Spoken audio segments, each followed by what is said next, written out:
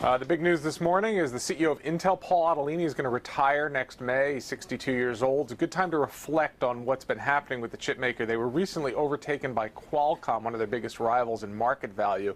A pretty stunning change that tells you what's happening in the market and gives us an indicator of what Intel is going to need for its next chief executive. Rob, you've been looking at this morning. Yeah, basically it's a story of mobile. Intel, they've been trying for years and years to get their chips put into smartphones and cell phones. Hasn't worked at all. They build up their dominance totally in the PC, basically. Yeah, I mean, basically, if you've got a PC under your desk, if anyone runs a PC, the odds are very high it's Intel doing it. And that's been a very profitable business. The problem is that, this is a technology that's been around for a long time.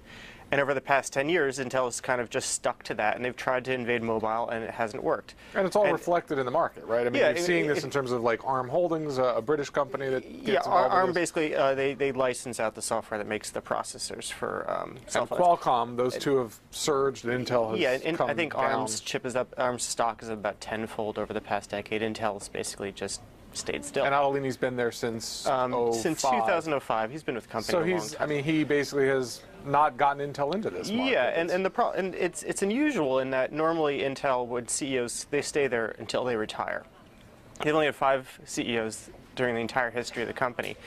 And why is he stepping down now? Well, it could be something to do with Windows 8. That was unveiled recently, and the sales have been kind of mediocre. The idea was that, okay, Intel's... This was supposed to be the big... Yeah, this is like... Not only for Microsoft, but for Intel as well. Because, Intel chips are... the tablets, Microsoft tablets, are going to... Some of them are going to run on Intel chips. This is supposed to be a great...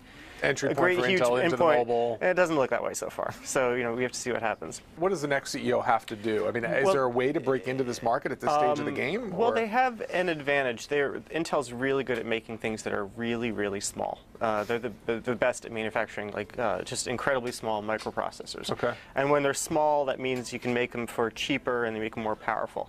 And that could be a big advantage. They need to get into mobile, if only because companies like ARM are starting to look at Intel's business in servers and stuff, and they're starting to say. So Intel's not only got to get sort of more aggressive on the mobile front, but they're also going to have to be more defensive. They have to watch their backs, exactly, because you have to wonder, in 20 years, will servers be running Intel or will they be running some other chip? And it doesn't look great for Intel. All right.